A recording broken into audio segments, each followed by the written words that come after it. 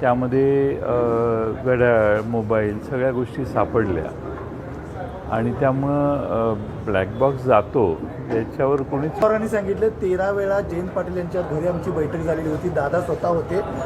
जयंत पाटील साहेबांच्या बंगल्यासमोर CCTV check करा, दादा तुम्हाला दिसतील. त्यामुळं हे आता जे चालू आहे एक षडयंत्र असं म्हणतात. पण मात्र आम्ही दोन्ही राष्ट्रवादी एकत्र होणार होतो आणि अमोल कोल्हे यांना प्रदेशाध्यक्ष करण्याचा निर्णय ठरलेला होता दादांचा. ठीक आहे, आता झाली. आता ज्याच्याशी चर्चा झाली तीच व्यक्ती आपल्यात राहिलेली नाही. दादांची इच्छा काय होती यावर आता आम्ही सगळे बोलून झालेलो आहोत.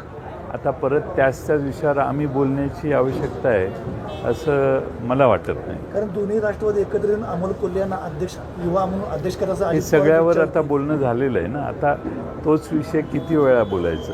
ठीक आहे, ते दादांची तुमच्याबरोबर चर्चा झाली आहे. ते तुम्ही जेवढे सगळेजण सांगताय ते अनुयायी का मान्य करत नाहीत का त्यांना यातलं काहीच माहीत नाही?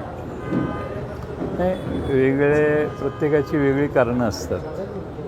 परिस्थिती बदलल्यावर त्याचे फायदे तोटे या बाबतीत लोक विचार करत असतात. त्यामुळं आम्ही काय वस्तुस्थिती झाली ती सांगितली. राज्यसभेची निवडणूक पुन्हा दादा आता रोहित पवारांच्या प्रेसबद्दल रोहित पवारांनी प्रेस घेतली. पुन्हा एकदा त्या VSR कंपनीवर आरोप केलेला आहे.